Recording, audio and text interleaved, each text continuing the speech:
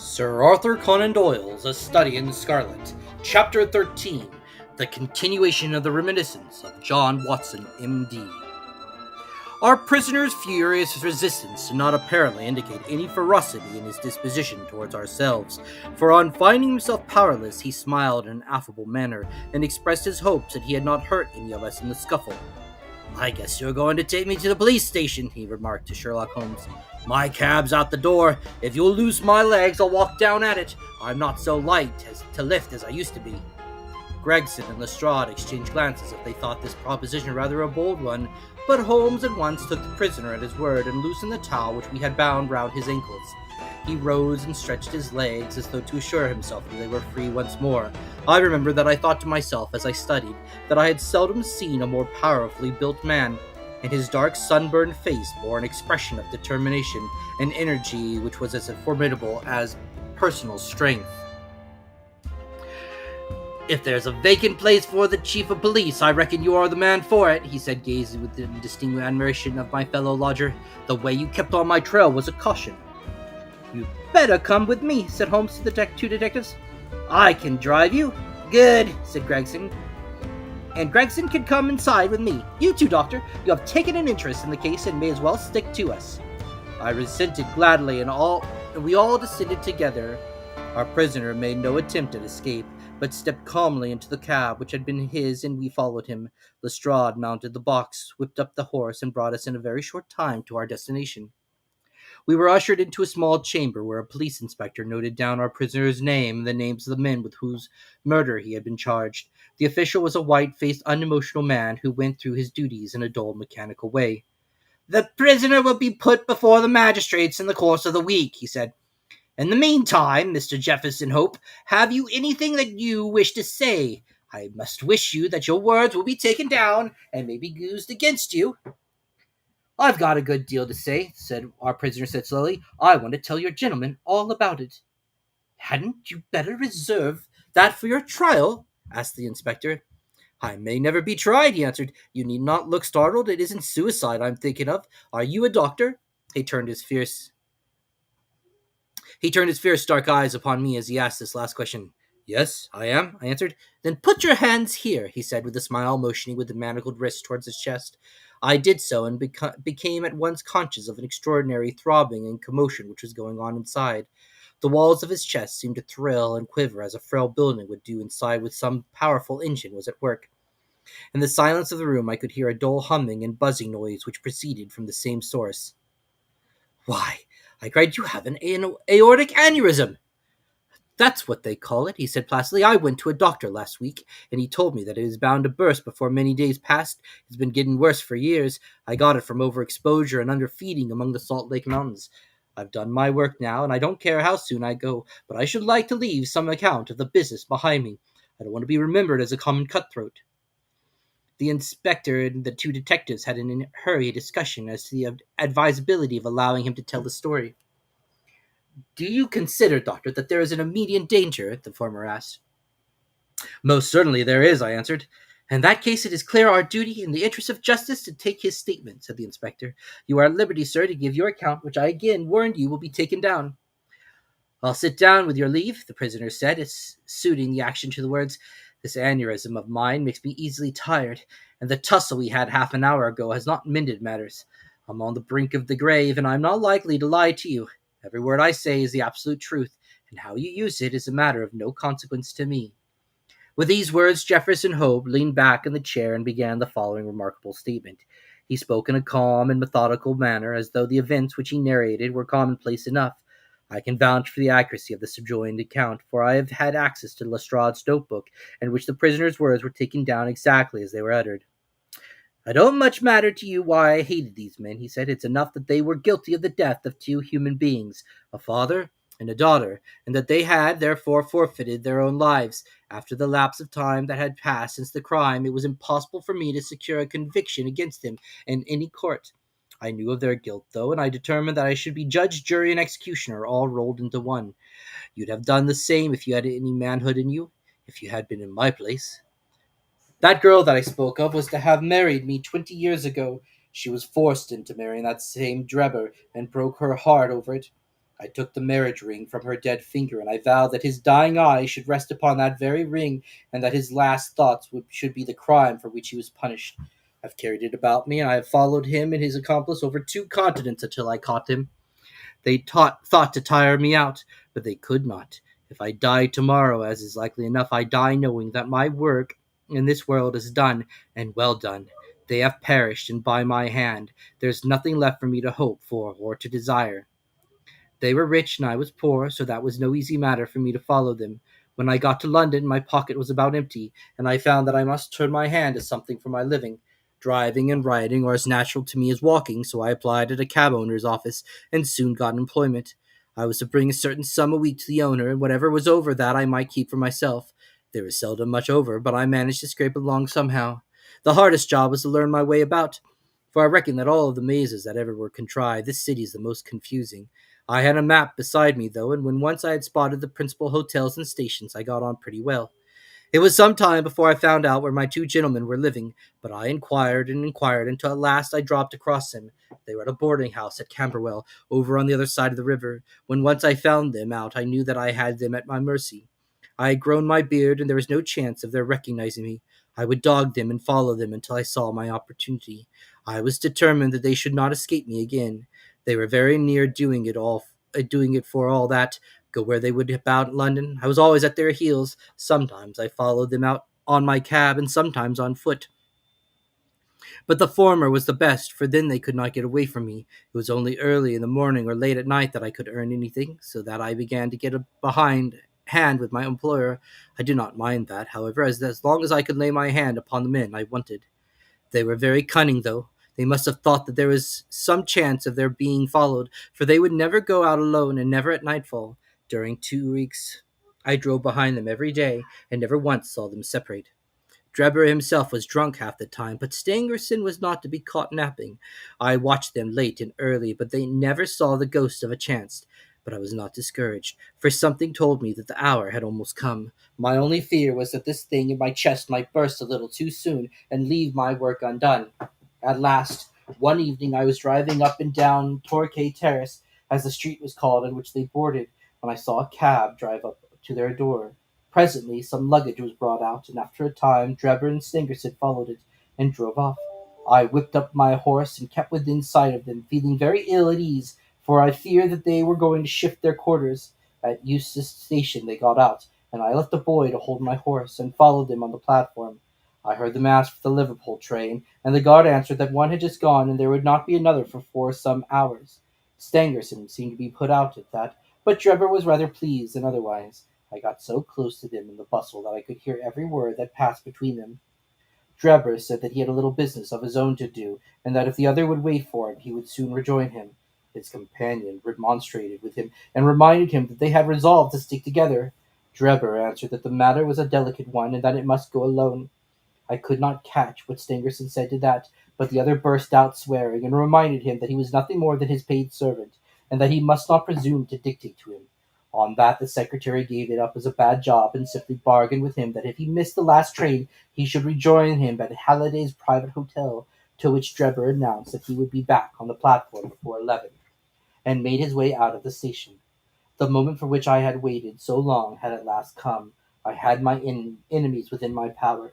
Together they could protect each other, but singly they were at my mercy. I did not act, however, with undue precipitation. My plans were already formed. There is no satisfaction in vengeance unless the offender has time to realize who it is that strikes him, and why retribution has come upon him. I had my plans arranged by which I should have the opportunity of making the man who had wronged me understand that his old sin had found him out. It chanced that some days before a gentleman who had been engaged in looking over some horses in the Brighton road had dropped the key of one of them in my carriage. It was claimed that same evening and returned, but in the interval I had taken a moulding of it and had a duplicate constructed. By means of this I had access to at least one spot in this great city where I could rely upon being free from interruption. How to get Drebber to that house was the difficult problem which I had now to resolve. He walked down the road and went into one or two liquor shops, staying for nearly half an hour, and the last of them, when he came out, he staggered in his walk, and was evidently pretty well on. There was a hansom just in front of me, and he hailed it. I followed it so close the nose of my horse was within a yard of his driver the whole way. We rattled across Waterloo Bridge and through miles of streets until, to my astonishment, we found ourselves back in the terrace in which he had boarded. I could not imagine what his intention was in returning there, but I went on and pulled up my cab 100 yards or so from the house. He entered it, and his hansom drove away.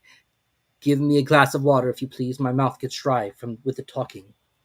I handed him the glass, and he drank it down. That's better, he said. Well, I waited for a quarter of an hour more, when suddenly there came a noise like people struggling inside the house. Next moment the doors flung open, and two men appeared, one of whom was Drebber, and the other was a young chap whom I had never seen before. This fellow had Drebber by the collar, and when they came to the head of the steps, he gave him a shove and a kick, which sent him half across the road. You hound, he cried, shaking his stick at him. I'll teach you an insult to insult an honest girl. He was so hot that I think he would have thrashed Drebber with his cudgel, only that the cur staggered away down the road as fast as his legs would carry him. He ran as far as the corner, and then, seeing my cab, he hailed me and jumped in. Drive me to Halliday's private hotel, said he. When I had him fairly inside my cab, my heart jumped so with joy that I feared lest at this moment my aneurysm might go wrong. I drove along slowly, weighing in my own mind what it was best to do. I might take him right out into the country, and there in some deserted lane have my last interview with him. I had almost decided upon this when he solved the problem for me. The craze for drink had seized him again, and he ordered me to pull up outside a gin palace. He went in, leaving word that I should wait for him. There he remained until closing time, and when he came out he was so far gone that I knew the game was in my own hands. Don't imagine that I intended to kill him in cold blood. It would only have been rigid justice if I had done so, but I could not bring myself to do it. I had long determined that he should have a show for his life if he chose to take advantage of it. Among the many billets which I have filled in America during my wandering life, I was once janitor and sweeper out of the laboratory at York College. One day the professor was lecturing on poisons, and he showed his students some alkaloid, or as he called it, which he had extracted from some South American arrow poison, and which was so powerful that the least grain meant instant death. I spotted the bottle in which this preparation was kept, and when they were all gone, I helped myself to a little of it. I was a fairly good dispenser, so I worked this alkaloid into small soluble pills, and each pill I put in a box with a similar pill made without the poison.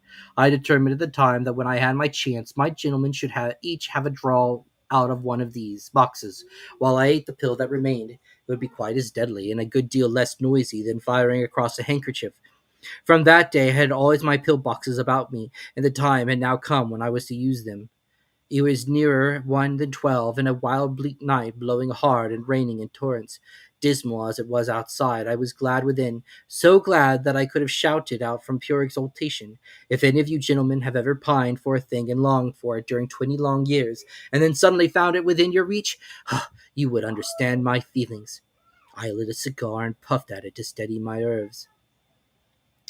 But my hands were trembling and my temples throbbing with excitement. As I drove, I could see old John Ferrier and sweet Lucy looking at me out of the darkness and smiling at me, just as plain as I see you all in this room. All the way they were ahead of me, one on each side of the horse, until I pulled up at the house on the Brighton road. There was not a soul to be seen, nor a sound to be heard, except the dripping of the rain. When I looked in at the window, I found Drebber all huddled together in a drunken sleep. I shook him by the arm. It's time to get out, I said. All right, cabby, said he. I suppose he thought we had come to the hotel that he had mentioned, for he got out without another word and followed me down the garden. I had to walk beside him to keep him steady, for he was still a little top-heavy. When we came to the door, I opened it and led him into the front room. I gave you my word that all the way the father and daughter were walking in front of us. It's infernally dark, said he, stamping about. We'll soon have a light, I said, striking a match and putting it to a wax candle which I had brought with me. Now, Enoch Drebber, I continued, turning to him and holding the light to my own face, who am I? He gazed at me with bleary, drunken eyes for a moment, and then I saw a horror spring up in him and convulse his whole features, which showed me that he knew me. He staggered back with a livid face, and I saw the perspiration break out upon his brow, while his teeth chattered in his head. At the sight, I leaned my back against the door and laughed loud and long. I had always known that vengeance would be sweet, but I had never hoped for the contentment of soul which now possessed me. You dog, I said, I have hunted you from the Salt Lake City to St. Petersburg, and you have always escaped me. Now at last your wanderings have come to an end, for either you or I shall never see tomorrow's sunrise. He shrunk still further away as I spoke, and I could see on his face that he thought I was mad. So I was, for the time. The pulses in my temple beat like sledgehammers, and I believed I would have had a fit of some sort if the blood had not gushed from my nose and relieved me. What do you think of Lucy Ferrier now? I cried, locking the door and shaking the key in his face.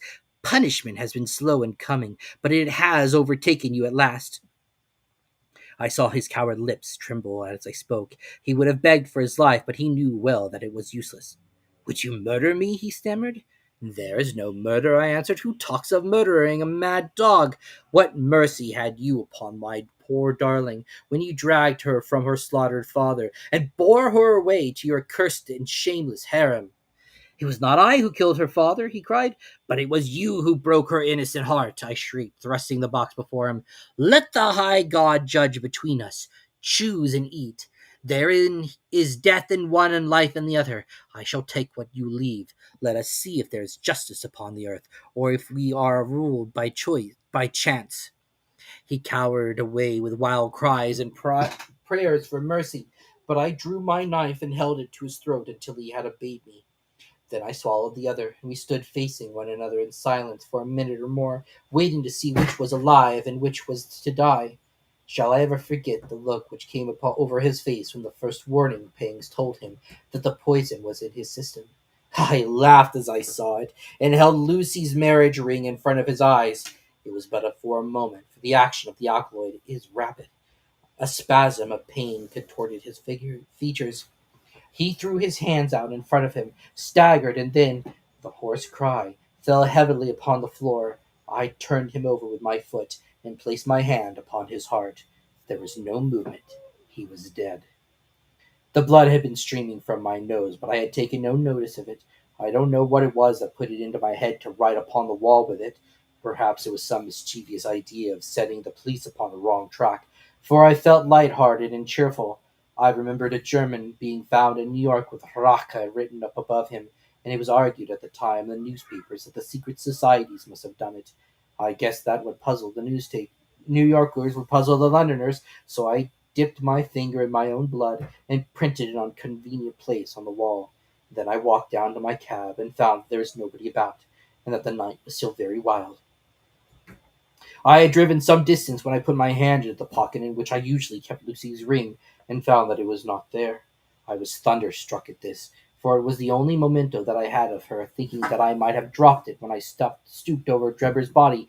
I drove back, and leaving my cab in a side street, I went boldly up to the house, for I was ready to dare anything rather than lose the ring. When I arrived there, I walked right into the arms of a police officer who was coming out, and only managed to disarm his suspicions by pretending to be hopelessly drunk. That was how Enoch Drebber came to his end. All I had to do then was to do as much for Stangerson and pay off John Ferrier's debt. I knew that he was staying at Halliday's private hotel, and I hung about all day, but he never came out. I fancy that he suspected something when Drebber felt to be put into appearance. He was cunning, was Stangerson, and always on his guard. If he thought he could keep me off by staying indoors, he was very much mistaken. I soon found out which was the window of his bedroom, and early next morning I took advantage of some ladders which were lying in the lane behind the hotel, and so made my way into his room in the grey of dawn. I woke him up and told him that the hour had come when he was to answer for the life he had taken so long before. I described Drebber's death to him, and I gave him the same choice of the poison pills. Instead of grasping at the chance of safety which they offered, he sprang from his bed and flew at my throat. In self-defense, I stabbed him in the heart. It would have been the same in any case, for Providence would never have allowed his guilty hand to pick out anything but the poison. I have little more to say, and it's as well, for I am about done. I went on cabbing it for a day or so, intending to keep it at it until I could save enough to take up back to America. I was standing in the yard when a ragged youngster asked if there was a cabby there called Jefferson Hope, and I said that his cab was wanted by a gentleman at 221B Baker Street. I went round, suspecting no harm, and the next thing I knew, this young man here had the bracelets on my wrists, and as neatly shackled as I ever saw in my life. That's the whole of my story, gentlemen. You may consider me to be a murderer, but I hold that I am just as much an officer of justice as you are. So thrilling had the man's narrative been, and his manner was so impressive, that we sat silent and absorbed. Even the professional detectives, blasé as they were in every detail of crime, appeared to be keenly interested in the man's story. When he finished, we sat for some minutes in a stillness which only broken by a scratching of Lestrade's pencil as he gave the finishing touches to his shorthand account. "There is only one point at which I should like a little more information," Sherlock Holmes said at last. "Who was your accomplice who came for the ring when I advertised?" The prisoner winked at my friend jocosely. "I can tell my own secrets," he said, "but I don't get other people into trouble. I saw your advertisement and thought it might be a plant, or it might be the ring which I wanted. My friend volunteered to go and see. I think you'll own he did it smartly." "Not a doubt of that," said Holmes heartily. "Now, gentlemen," the inspector remarked greedily, "the forms of law must be complied with. On Thursday the prisoner will be brought before the magistrates, and your attendance will be required. Until then I will be responsible for him." He rang the bell as he spoke, and Jefferson Hope was led off by a couple of warders, while my friend and I made our way out of the station and took a cab back to Bakersfield.